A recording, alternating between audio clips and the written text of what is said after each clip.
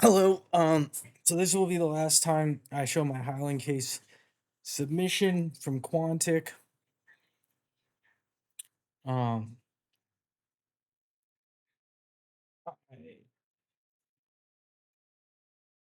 do I have a presentation? So no. So it was a written project on a Highland Scotch factory. I'll give. This is a written financial health analysis. Um,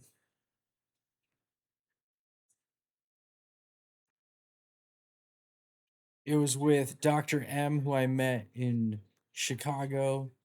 Um, I went to Emory University, and Emory University is one of the greatest schools in the world. Salman Rushdie is the Dalai Lama. Kenneth Stein. Um, you know, the English department. If you look at the campus, so I took this thing, Quantic. I got recruited for it. It was Quantico, but it was Pedagogo that sold me. The owner of Pedagogo. Um, Built kind of this stuff, and then Peter Thiel invested in it from what I've read. His sister interviewed me. I got in, and it was just online. It was online, and I have the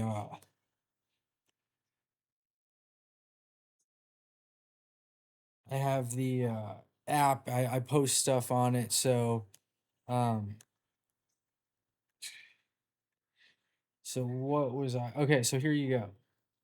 So there's the income statement, the balance statement, the cash flow, and the calculations.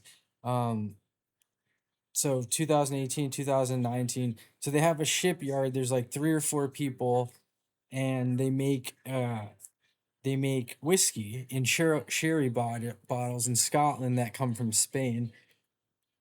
So for year one,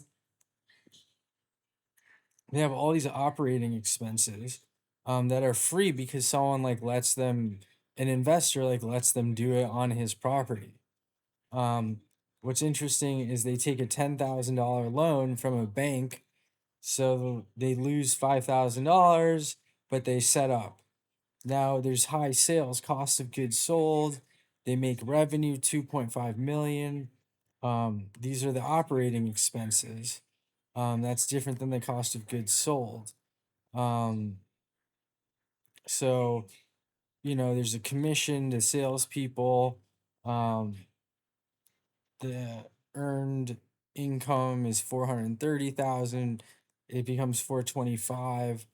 So to give you a better idea, um, so this one's the kind of the important one for if you want to go public.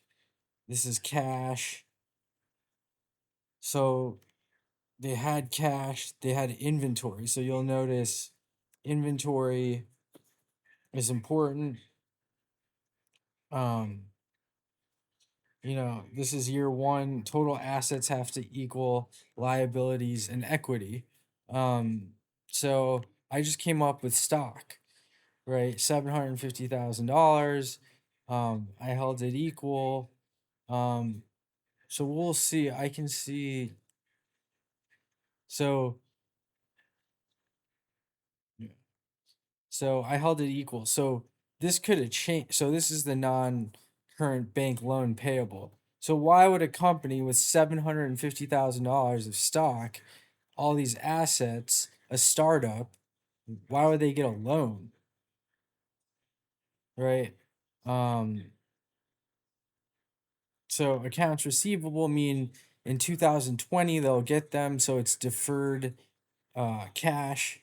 So you still put it as a asset, but it's different than cash. It's an account receivable, so that's 30, 90 days. So that goes to like a billing cycle and what's important for sales. So there's things like deferred revenue, bad debt. What if someone doesn't pay this, right? Then you only get $80,000. Um, Things like that. So common stock, retained earnings are things that you keep as cash, but they're retained earnings. So it's tough, but it's really interesting. Then there's so the income statement is income, right? It's revenue facing for the CRO, the chief revenue officer, the CEO. Then this is for the CFO. This is why it's fun to be a CFO. Um, and then this is for the COO. Depreciation, they said don't worry about it. Change in inventory. So like, how do you match this? How do you match it? It's really hard. Change in the long term. So 1 year is short term, 2 years is long term. Um, you know, what's financing, what's property, plant, and equipment. I showed you Sundar's kind of idea of this. I showed you my idea of this. So $425,000 of revenue or of income. Um, but this is more about the change. So if you look at this, there's $800,000 in year two of inventory, right? So that would be like lab equipment. How do you make alcohol? How do you store it? Um, you know, like what's specialized, well, not specialized labor, but anything inventory, right? So how do you store it? What's the raw chemicals, the raw equipment? So somehow, 350,000 was turned into revenue. 625,000 was turned into revenue. That's one way to read it. That's more cost of goods sold. So then you go back here, and here's cost of goods sold. So cost of goods sold isn't reported here. So beginning cash, ending cash. So cash went up, which is great. Calculations. So there's debit, credit, right? So anytime it's called double entry bookkeeping. Anytime there's a debit, there's a credit, and there's usually, yeah, that's one way to think about it. Cost of goods sold again, right? So debit, credit. So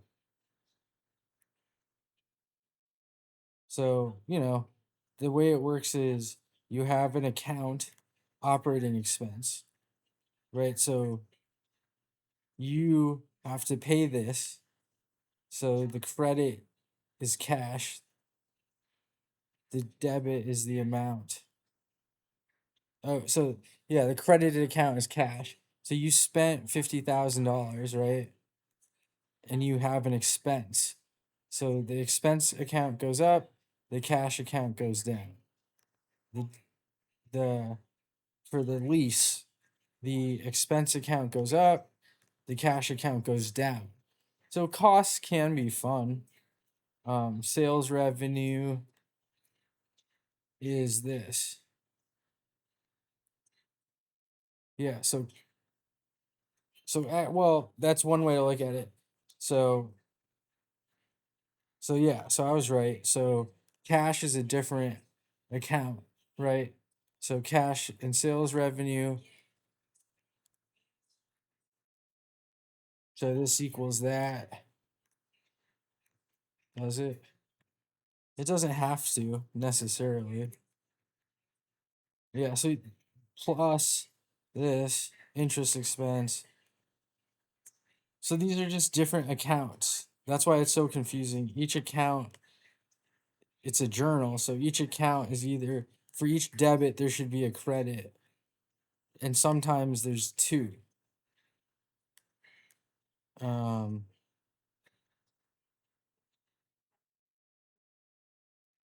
and this leads to ratios. So one is debt to equity, right? We kind of studied that, which is debt and investments are a way to finance like cost of goods sold or operating expenses. Um, so the reason you would want that is for regulation. You would want better employee performance. You would want more accountability. If you have $750,000 of equity, there could be a lot of bad incentives. So if you get a $10,000, um, I tried to calculate back then, but if you get pennies on the dollar loan, it's just diversity. It diversifies your portfolio. The quick ratio is kind of like how fast is their turnover, how fast are you turning inventory into revenue, right? So another example would be chairs. Chairs would be a lot either higher or lower than alcohol. Um, so how much back and forth was there? This is the accounting project. This is the guy from Pedagogo, right? So January 25th, I got a 1 out of 5. These are all the mistakes I made. I go back and forth. Okay, then I go to the teacher.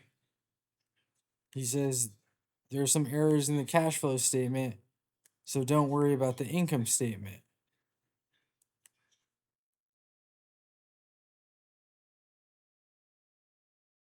So then I go back to the video. If you recall, there's classes, about 4 weeks of classes. Now, on Thursdays, I'm emailing him. I'm emailing John Yates, right? I'm sending him stuff. So now he agrees to meet with me about common stock and capital.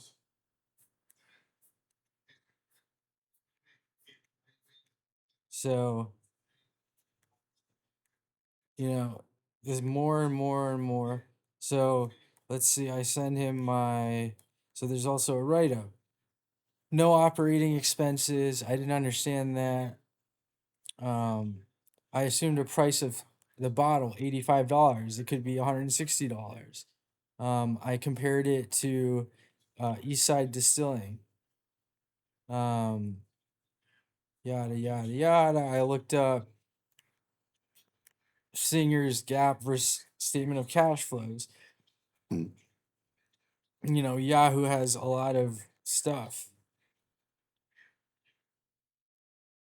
The capital, and this is the thesis, the capital structure of the industry as well as the company would suggest that bank loans increase the productivity of labor to expand into new and other markets. That debt financing, those banks would deleverage some of the initial investors. That high skilled labor is needed to be regulated. High skilled labor needs to be regulated more than low skilled labor. Now, if you wait 1 second, I'll show you some of the upside. So, as a result of this back and forth, I got an opportunity to invest in Quantic in Series B. I said no, I didn't have money at the time. Banks wouldn't give out $2,000 of loans. It was just on a bond. I got accreditation though on Angel List. I worked with my friend Jimbo. He helped me out. The contract is the longest contract I've ever seen. But yeah, I mean Series A. Um, so they might have more funding opportunities. Um, but yeah. Um, yep. So there's an idea of debt financing. Thank you for joining.